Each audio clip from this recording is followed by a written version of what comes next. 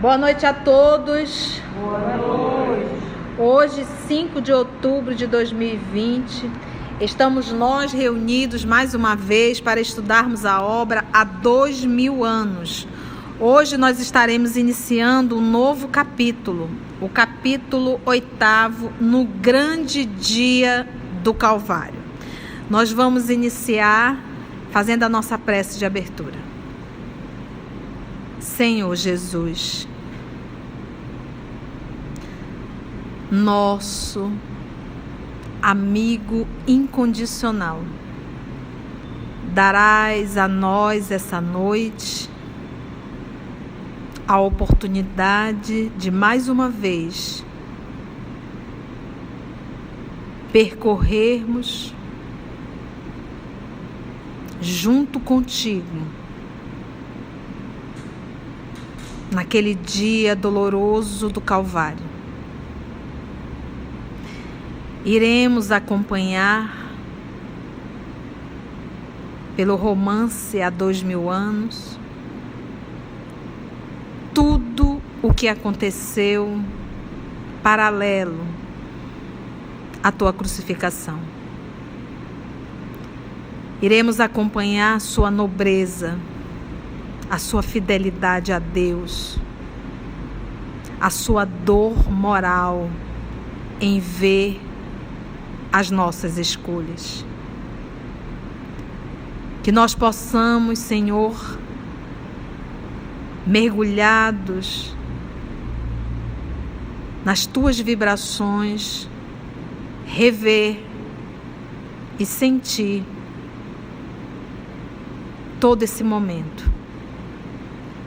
Te pedimos a permissão, a inspiração, e que os nossos amigos espirituais que aqui estão possam nos conduzir nessa viagem que iremos fazer para o ano de 33 da era cristã. Muito obrigada, Senhor, por aqui estarmos e por essa oportunidade de estudo e reflexão. Meus irmãos, nós vamos iniciar o capítulo, ele vai falar no grande dia do Calvário. Então nós vamos entrar em Gênesis, pegar um pequeno versículo de Gênesis e vamos pegar de 2 profetas e logo depois vamos pegar a anotação de Mateus. Então vamos em Gênesis, capítulo 49, você pode anotar para depois você conferir. Gênesis, capítulo 49, o versículo 11. Presta muita atenção nessa leitura desse versículo, porque nós vamos utilizar isso. Vocês irão fazer montar esse quebra-cabeça. Porque na hora que nós formos ler o livro, o capítulo, vocês vão saber acionar exatamente esse material que nós iremos ler agora no Antigo Testamento e depois no Novo Testamento. Então, Gênesis, livro de Moisés, no capítulo 49, versículo 11, ele diz assim: liga a vinha seu jumentinho, vinha, a cepa, o filhote de sua jumenta, lava sua roupa no vinho, seu manto no sangue das uvas. Seus olhos estão turvos de vinho, seus dentes brancos de leite.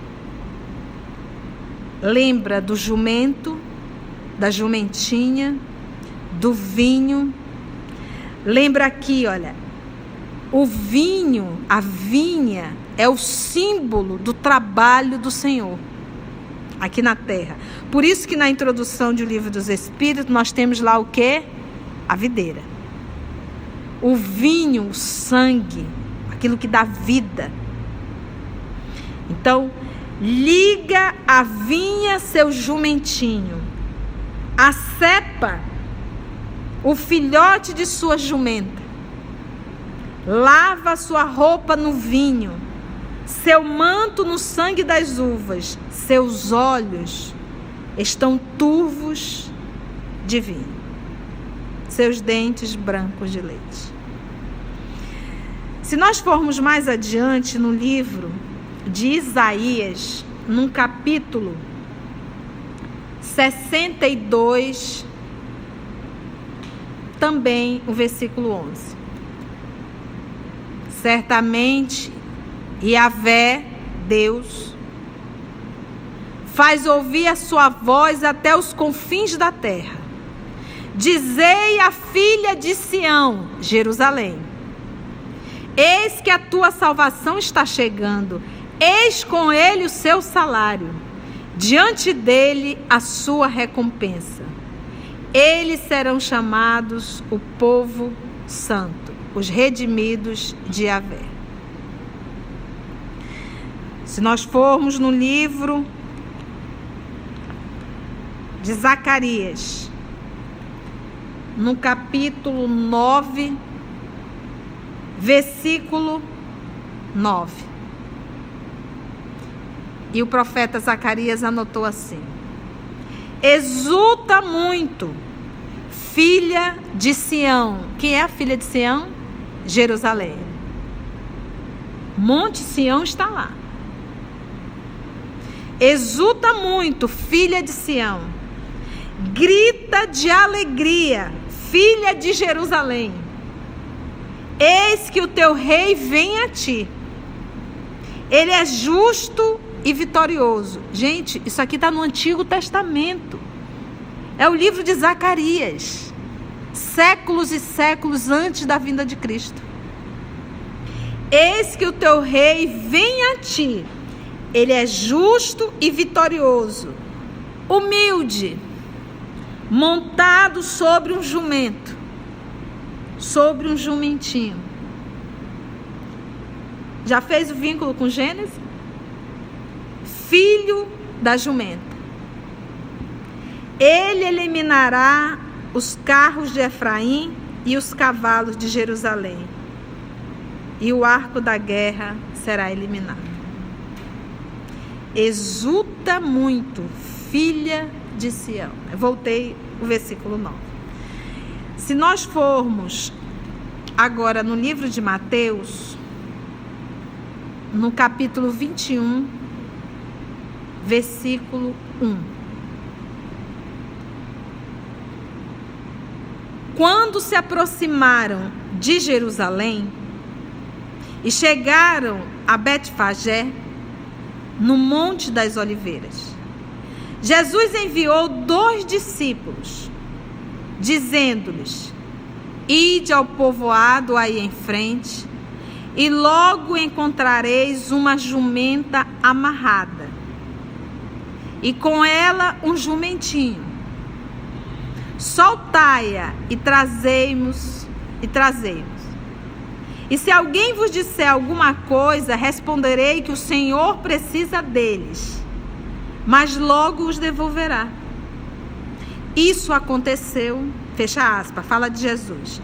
Então, anota Mateus. Isso aconteceu para se cumprir o que foi dito pelo profeta. Qual profeta? Zacarias. Dizei à filha de Sião: eis que o teu rei vem a ti, modesto e montado em uma jumenta, em um jumentinho, filho de um animal de carga. Então Jesus, ao entrar em Jerusalém, nós vamos acompanhar tudo isso sobre a obra, agora dentro da obra 2000 anos. Jerusalém vomitava de gente. Todos os judeus que estavam espalhados iam para Jerusalém porque era a comemoração da Páscoa judaica. Era a comemoração da libertação do povo hebreu que estava há quase 4 séculos presos como escravos no Egito. Era uma comemoração muito importante. E Jesus foi também se submetendo às crendices, às homenagens daquela sociedade infantil. E ele também foi a Jerusalém. E ao entrar em Jerusalém, antes de entrar na cidade, para que o identificasse, ele entrou sobre um jumento. Filha de Sião. Por isso é que Jesus, ele falava de um reinado, para o identificar como esse rei que todos os judeus aguardavam. Então hoje, Emmanuel vai nos dar a oportunidade de conhecer detalhes sobre esse momento da crucificação. Vamos lá? No grande dia do Calvário, desde a sua altercação com a esposa, fechara-se Públio Lentulus na mais penosa taciturnidade, calado, silencioso. Dolorosas suspeitas lhe vergastavam o coração impulsivo acerca do procedimento daquela que o destino algemara ao seu espírito para sempre no instituto da vida conjugal. Não pudera compreender o disfarce de que Lívia se utilizara para o encontro com o profeta de Nazaré, pois seu temperamento orgulhoso rebelava-se contra aquela atitude da mulher. Considerando a sua posição social um penhor da veneração e do respeito de todos, e dando guarida, assim, às mais penosas desconfianças, intoxicado pelas calúnias de Fúvia e Sulpício.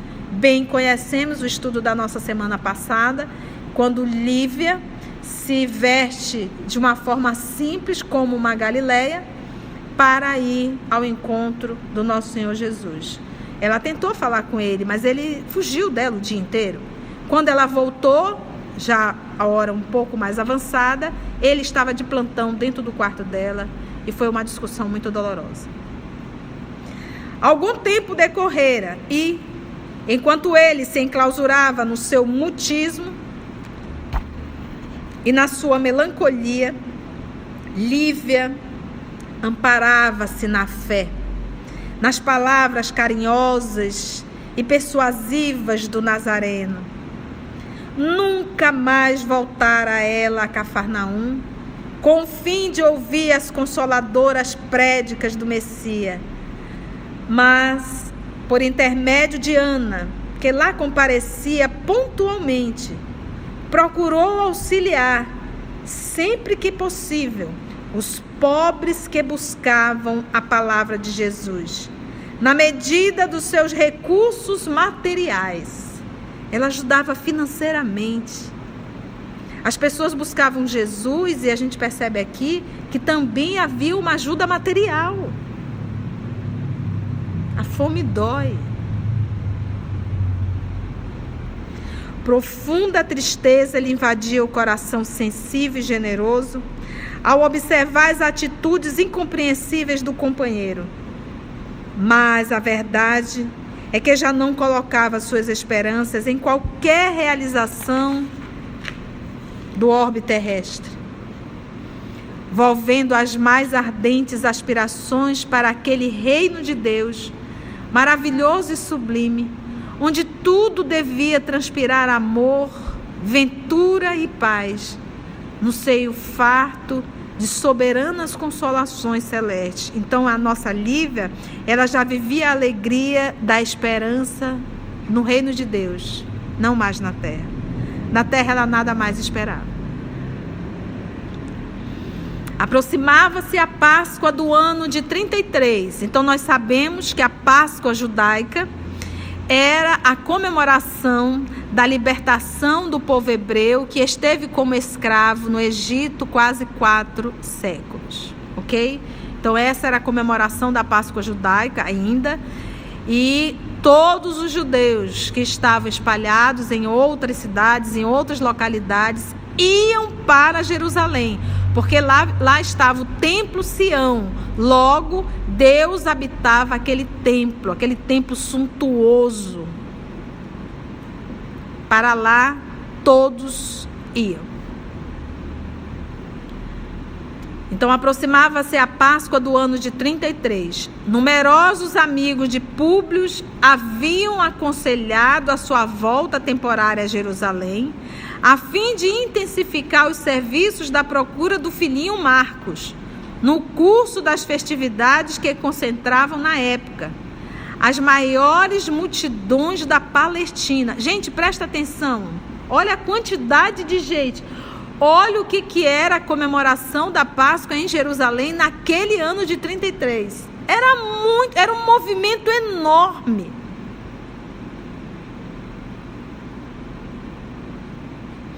E como ele estava na Galileia, foi orientado que ele fosse para Jerusalém, não para comemorar a Páscoa, mas ele estava à procura de quem? Do seu filho. Essa era a ideia dele, a ideia fixa dele. Então, estabelecendo possibilidades mais amplas ao reencontro do desaparecido. Peregrinos incontáveis de todas as regiões da província, ou seja, de toda a Palestina, dirigiam-se para Jerusalém a participar dos grandes festejos, oferecendo simultaneamente os tributos de sua fé num suntuoso templo. Suntuoso templo. A nobreza da localidade também se fazia notar ali. Você vai ler no seu livro a nobreza indígena, mas se nós formos pesquisar, quer falar da localidade, ok? Então, a nobreza da localidade também se fazia notar ali.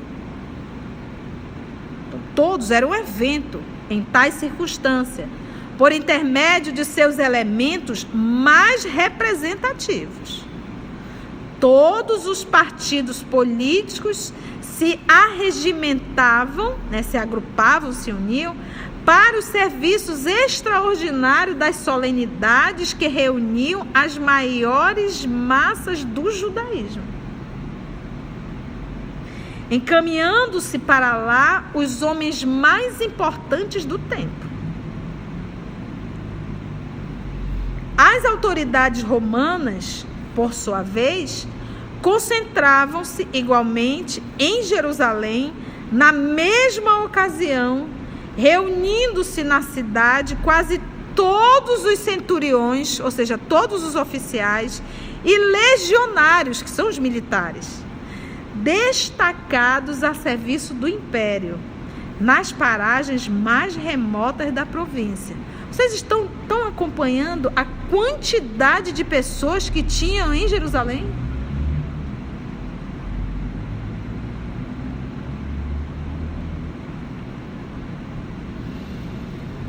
Públio Lentulus não desdenhou o conselho e antes que a cidade se enchesse de romeiros e exploradores, já ali se encontrava com a família, fornecendo instruções aos servos de confiança, conhecedores do pequenino Marcos, de maneira a estabelecer um cordão de investigadores atentos e permanentes, enquanto perdurassem os festejos.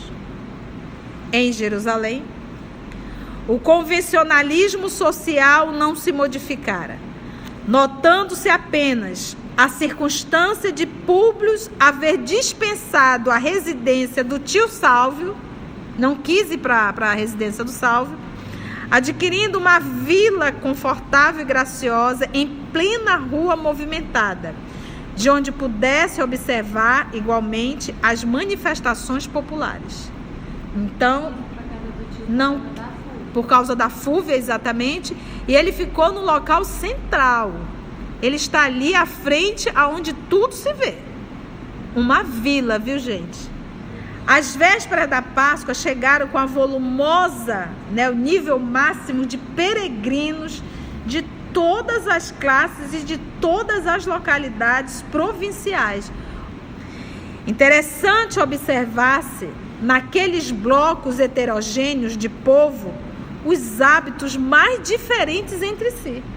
Caravanas sem conto, revelando os mais esquisitos costumes, atravessavam as portas da cidade, patrulhadas, olha aqui, gente, por numerosos soldados pretorianos, soldados de Roma, numerosos.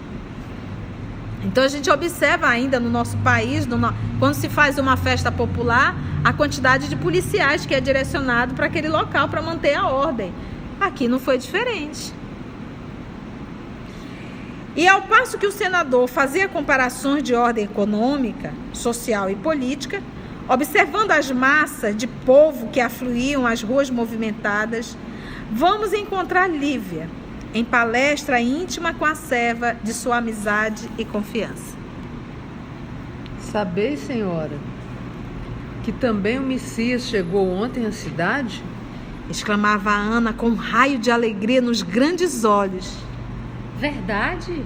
Perguntou Lívia surpresa. Sim, desde ontem chegou Jesus a Jerusalém, saudado por grandes manifestações populares. Bem, nós estudamos no capítulo do Mateus, capítulo 21, Mateus. Essa anotação também está em Marcos, está em todos os evangelhos. A entrada de Jesus em Jerusalém. Todos contam. E nós sabemos exatamente o quê? Vamos lá ver aqui como é que foi essa entrada. Mateus, capítulo 21. Os discípulos foram, vou dar continuidade no que eu li no início do nosso estudo. Os discípulos foram e fizeram como Jesus lhe ordenara. Trouxeram a jumenta e o jumentinho e puseram sobre eles suas vestes. E ele sentou-se em cima. A numerosa multidão estendeu suas vestes pelo caminho, enquanto outros cortavam ramos das árvores e os espalhavam pelo caminho. As multidões que o precediam e os que o seguiam gritavam: Hosana ao filho de Davi, bendito que vem em nome do Senhor, Hosana no mais alto dos céus. E, entrando em Jerusalém, a cidade inteira agitou-se e dizia: quem é este? A isso as multidões respondiam: este é o profeta Jesus de Nazaré, lá na Galileia. Então, olha como Jesus foi recebido em Jerusalém. Então, ela diz sim, desde ontem chegou Jesus a Jerusalém, saudado por grandes manifestações populares. A ressurreição de Lázaro em Betânia confirmou suas divinas virtudes de Filho de Deus entre os homens mais descrentes dessa cidade. E acabo de saber que a sua chegada foi objeto de imensas alegrias da parte do povo. Todas as janelas se enfeitaram de flores para a sua passagem triunfal. As crianças espalharam palmas verdes e perfumadas no caminho, em homenagem a ele e aos seus discípulos. Muita gente acompanhou o mestre desde as margens do lago de Genezaré, seguindo-o até aqui através de todas as localidades. Nós vamos ver essa passagem, ela só está em João, a ressurreição de Lázaro. Tá? A ressurreição está em João, no capítulo 11. E aí, aqui a Ana vai contando detalhes, né? Quem me trouxe a notícia foi um conhecido pessoal, portador do tio Simeão, que também veio a Jerusalém nessa grande caminhada, apesar da sua idade avançada. Então, Jesus veio da Galileia e uma multidão o acompanhou. Então, uma multidão o recebeu e uma multidão veio da Galileia, ali do lago de Genezaré, que acompanhava as prédicas dele, que viram as curas. Ele não veio só, fora os discípulos.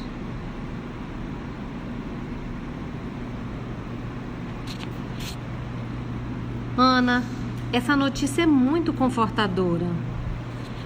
Disse-lhe a senhora com bondade. E se eu pudesse, iria ouvir a palavra do mestre onde quer que fosse, mas bem sabe as dificuldades para a consecução deste intento. Entretanto, ficas livres de tuas obrigações e trabalhos durante a permanência de Jesus em Jerusalém, de modo a bem aproveitares as festas da Páscoa, ouvindo ao mesmo tempo as prédicas do Messias que tanto bem nos fazem ao coração. Coisa linda, ela liberou, disse, olha, vai lá, tá de folga, vai aproveitar. E entregando a criado o indispensável auxílio pecuniário, ela sempre dava o dinheiro para ajudar. Observava que Ana partia satisfeita em demanda das cercanias do Monte das Oliveiras, onde estacionavam massas compactas de peregrinos, entre os quais se notava a presença do velho Simeão, de Samaria, romeiro desassombrado que não trepidara, apesar da idade avançada, em aderir ao movimento das peregrinações pelos mais escabrosos e longos caminhos. Você vê o que é a vontade firme, né? Não se permitir, não tenho condições, já estou muito velho para isso. Não. Em casa de Lentulus, não havia tanto interesse pelas grandes festividades do judaísmo. O único motivo justificava a presença do senador em Jerusalém naqueles dias turbulentos, o da busca incessante do filho, que parecia perdido para sempre. Diariamente ouvia os servos de confiança após as diligências empreendidas e, de instante a instante, sentia-se mais acabrunhado por acerbas desilusões, considerando a luta inútil naquelas pesquisas exaustivas e infrutíferas. Na vivenda clara e ajardinada, as horas passavam vagarosas e tristes. Em vão, se movimentavam as ruas, patrulhadas por soldados e cheias de criaturas de todos os matizes sociais. O vozerio das ruidosas manifestações populares transpunha aquelas portas quase silenciosas, como ecos apagados de rumores longínquos. A penosa situação conjugal em que se colocara separava o senador da mulher, como se estivesse irremediavelmente distante um do outro e destruídos os laços sagrados do coração. Foi a esse retiro de calma aparente que Ana voltou, certa manhã, passados alguns dias, a fim de cientificar a senhora da inesperada prisão do Messias. Então, ou seja, ele entrou em Jerusalém, alguns dias depois, Jesus já foi preso. Com a simplicidade espontânea e sincera da alma popular que ela encarnava, a serva humilde historiou com os mais íntimos pormenores a cena provocada pela ingratidão de um dos discípulos, em virtude do despeito e da ambição do sacerdote fariseu do templo da grande cidade israelita. Nós sabemos, através da leitura de Humberto de Campos, que o Judas caiu numa cilada. O sacerdote fez uma proposta indecorosa para ele, mas infelizmente ele caiu, só lobo cai em armadilha de lobo. Por que ele caiu? Porque a proposta proporcionava para ele um certo poder. A proposta era: você precisa denunciar Jesus como um traidor da lei mosaica, porque era necessário alguém fazer uma denúncia. Quando nós lemos Paulo e Estevão, quem foi que denunciou Estevão? Foi um funcionário de Saulo. Então aqui também precisava. Então ele chegou, o sacerdote chegou e disse assim: vamos fazer. Então o que você vai fazer? Você vai denunciar. Nós iremos prender Jesus, iremos fazer uma rebelião contra os romanos. Quando nós ganharmos essa rebelião, porque era tudo que o povo queria, o povo hebreu, porque a cidade estava vomitando, iria aproveitar aquele movimento. Mas era mentira. Eles não iam fazer nada disso. Mas iremos fazer uma grande rebelião e Jesus vai ficar preso, porque Jesus não briga, não é disso. E quando nós conseguirmos libertar os judeus da opressão romana, nós transformaremos Jesus em rei e você será aquele que estará ao lado dele. E deu algumas moedas, era besteira aquelas moedas, era um negocinho de nada, não tinha valia. E ele acreditou. Então ele foi levado para fazer a denúncia, ele disse, o que eu devo falar? Você não deve falar, não se preocupe, nós iremos fazer a pergunta, você só faz dizer sim. E as perguntas eram extremamente comprometedoras. Por isso que Jesus foi preso, porque teve alguém próximo dele. Era um discípulo. Ele disse: agora, quem é Jesus? Eu levo vocês até ele porque eu sei onde ele está. aquele que eu beijar, esse é o Jesus. Estava escuro, imagina, gente, não tem iluminação. Já era noite. E ele foi, e diz o Evangelho, que quando ele chegou, Jesus já sabia, Jesus avisou. Ele ainda olha para ele e diz: amigo, a que vieste? Amigo, a que vieste? Jesus sabia, mas Jesus é como se assim: olha o que tu vai fazer. Ele poderia ter desistido ali, mas a ganância, o poder era maior. Jesus não veio para levantar guerras. As maiores guerras que aconteceram nesse nosso planeta foram as religiosas, em nome do Cristo. Mas bastava olhar no Novo Testamento e ver que ele se entregou pela ingratidão de um dos discípulos, em virtude do despeito e da ambição dos sacerdotes, que foi Caifás, foi o sacerdote que manipulou tudo, e fariseus do templo da grande cidade israelita. Amargamente compungida em face do acontecimento, Lívia considerou que, se fosse no outro tempo, recorreria imediatamente à proteção política do marido, de modo a evitar o profeta de Nazaré os ataques das ambições desmesuradas. Agora, porém, reconhecia não lhe ser possível socorrer-se do prestígio do companheiro em tais circunstâncias. Mesmo assim, procurou aproximar-se dele por todos os modos, embora improficuamente. De uma sala contígua ao seu gabinete, notou que Públio atendia a numerosas pessoas que o procuravam particularmente em atitude discreta. E o interessante é que, segundo as suas observações, todos expunham ao senador o mesmo assunto, isto é, a prisão inesperada de Jesus Nazareno. Muitos foram até o senador para pedir, não deixa. Não deixa. O que esse homem tinha feito de mal? Acontecimento que desviara todas as atenções das festividades da Páscoa.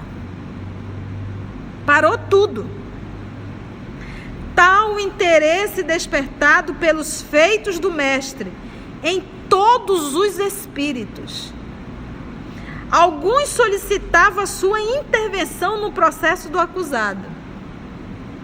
Porque lembra que Jesus atendia os pobres do corpo e os pobres da alma. Jesus não tinha diferença ou preferência. Ele atendia a todos que o procuravam, a todos que tinham fome, não só do corpo, mas a fome da alma. Outros da parte dos fariseus, ligados ao sacerdote do Sinédrio, encareciam aos seus olhos o perigo das pregações de Jesus, apresentado por muitos como revolucionário inconsciente contra os poderes políticos do império. Então, enquanto uns iam pedir para que ele intercedesse para libertar Jesus, outros iam para envenenar. Em vão, esperou Lívia que o marido lhe concedesse 2 minutos de atenção, no compartimento próximo do seu gabinete privado.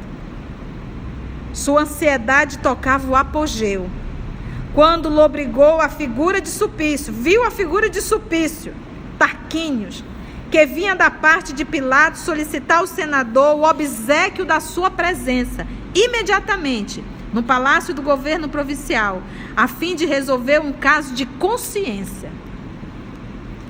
Um monte de gente foi até o senador, não bastando o funcionário do governador, do Pilatos, e pediu que ele comparecesse ao palácio do governo para resolver um caso de consciência.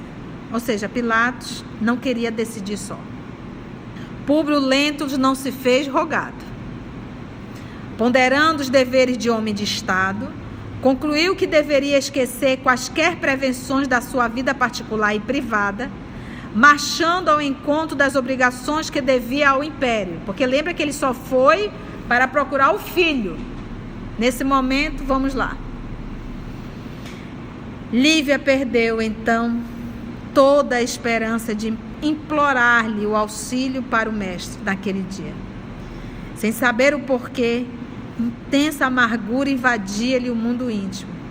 E foi com a alma envolta em sombras que elevou ao Pai Celestial as suas preces fervorosas e sinceras, por aquele que seu coração considerava lúcido emissário dos céus, suplicando a todas as forças do bem livrassem o Filho de Deus da perseguição e da perfídia dos homens. Ao chegar à corte provincial romana, naquele dia inesquecível de Jerusalém, Públio Lentulus foi tomado de extraordinária surpresa. Ondas compactas de povo se adensavam na praça extensa em gritaria ensurdecedora. Pilatos recebeu-o com deferência e solicitude, conduzindo-o a um gabinete amplo, onde se reunia pequeno número de patrícios, escolhidos a dedo em Jerusalém. O pretor Sálvio, funcionário de destaque, militares graduados e alguns poucos romanos civis, de nomeada, que passavam eventualmente pela cidade, ali se aglomeravam, convocados pelo governador, que se dirigiu a Públio Lentulus nestes termos: gente, não foi uma coisinha qualquer, não. Ele fez um verdadeiro concílio. Um verdadeiro concílio. As pessoas, e não foi, da parte dos romanos, não houve em absoluto nenhum descaso. Havia, inclusive, um respeito muito grande pela figura de Jesus de Nazaré. Senão, eles não teriam tratado com tanto respeito. Para que chamar um senador? Para que um governador chamar a classe romana que estava ali, a classe AA, para poder auxiliar naquilo que ele vai chamar de um caso de consciência? Para nós termos uma noção do que representava e representa a figura do nosso Senhor Jesus. Vamos ver o que o governador fala. Senador, não sei se tiveste ensejo de conhecer, na Galileia, um homem extraordinário que o povo se habituou a chamar Jesus Nazareno. Esse homem foi agora preso, em virtude da condenação dos membros do Sinédrio, e a massa popular que havia recebido nesta cidade, com palmas e flores, pede agora nesta praça o seu imediato julgamento por parte das autoridades provinciais, em confirmação da sentença proferida pelos sacerdotes de Jerusalém. O que é você manipular a mente de um povo? E essa manipulação, ela não é só de encarnado para encarnado, era de desencarnado também para encarnado. É aquilo que nós vamos chamar... Gente, ele diz assim, tá certo que nós tínhamos aqui pessoas de todos os lados. Ele diz que não cabia mais absolutamente ninguém na cidade.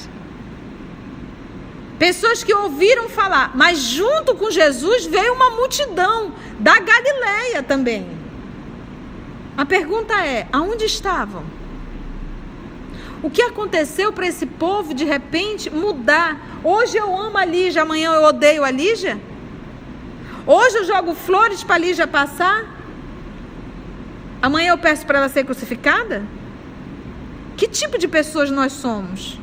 Eu, francamente, não vejo culpa alguma, senão a de ardente visionário de coisas que não posso ou não sei compreender, surpreendendo-me amargamente o seu penoso estado de pobreza. Pilatos diz, olha, eu francamente não lhe vejo culpa alguma, senão a de ardente visionário de coisas, e olha que humildade, que eu não posso, ele diz, eu não posso ou não sei compreender. Surpreendendo-me amargamente o seu penoso estado de pobreza. Jesus morava na casa de Pedro, dormia na casa de Pedro. Porque Jesus não mora, ele só repousava. A morada dele é celeste. Neste comenos, penetraram na sala as duas irmãs, Cláudia e Fúvia. Cláudia é esposa de Pilatos. Fúvia, esposa do Sálvio, são irmãs, que tomaram assento nesse conselho íntimo de patrícios. Ainda esta noite, continuou Pilatos apontando para a esposa, parece que os augúrios dos deuses se manifestaram para minha orientação, pois Cláudia sonhou que uma voz lhe recomendava que eu não deveria arriscar minha responsabilidade no julgamento deste homem justo. Resolvi, portanto, agir em consciência, aqui reunindo todos os patrícios e romanos notáveis de Jerusalém, para examinarmos o assunto, de modo que o meu ato não prejudique os interesses do império, nem colida com o meu ideal de justiça. Então, do jeito que os espíritos trevosos se uniram para a crucificação do nosso Senhor Jesus, encarnados e desencarnados, os amigos espirituais, os anjos também fizeram um trabalho. Também fizeram aquele movimento de ir até a esposa do governador. E ela diz assim, uma voz lhe recomendava que eu não deveria arriscar minha responsabilidade no julgamento desse homem justo. E nós vamos observar que a todo momento o governador não assumiu absolutamente nenhuma decisão. Ele, em verdade, ele foi extremamente omisso e covarde. A covardia. Ele foi extremamente covarde. Aqui ele apenas... porque às vezes eu chamo alguém para tomar as decisões, mesmo eu podendo tomar decisões, mas eu chamo alguém para tomar, que é para eu não assumir as responsabilidades. Covardia. O que dizeis, pois, dos meus escrúpulos, na qualidade de representante direto do Senado e do Imperador, entre nós neste momento? Vossa atitude, respondeu o senador, compenetrado de sua responsabilidade, revela o máximo critério nas questões administrativas. E, recordando no íntimo os bens que havia recebido do profeta com a cura da filhinha, embora as dúvidas levantadas por ser orgulho e vaidade, continuou.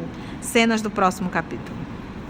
E aí a próxima semana nós vamos ver qual será a posição do senador nesse momento crucial.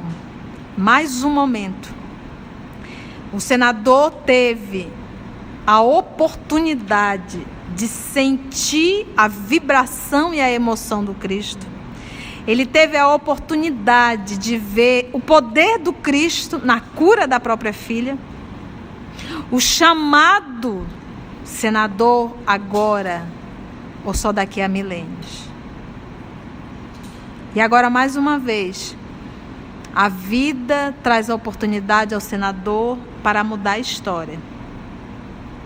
Mas, novamente, a posição, a matéria exercendo influência sobre o espírito. Preparemos os nossos corações para a próxima semana. Senhor Jesus, graças te damos pela oportunidade de estarmos aqui, deste estudo, destas palavras, dessas lições. Perdoa-nos, Jesus, pelas nossas faltas, pelas nossas omissões, pelos nossos orgulhos desmedidos, que há mais de 2000 anos ainda temos para contigo. Ainda somos aqueles que te saúdam no domingo e pede a tua morte na sexta-feira. Perdoa. Nós não sabemos o que fazemos. Ajuda-nos com a tua misericórdia, com a tua compassividade, com teu amor que não nos abandona, a aprendermos cada um de nós, aonde quer que estejamos, a pegarmos a nossa cruz e irmos, com todo o conhecimento que já temos, até ti, passo a passo, carregando às vezes no dia a dia que seja apenas a nossa cruz de palha. Mas tu sabes, Jesus, das nossas faltas, das nossas falhas, das nossas procrastinações, e como Pilatos, dos nossos medos e das nossas covardias. Mas ajuda a ficarmos contigo, porque nós já sabemos que tu estás conosco hoje e sempre. Que assim seja.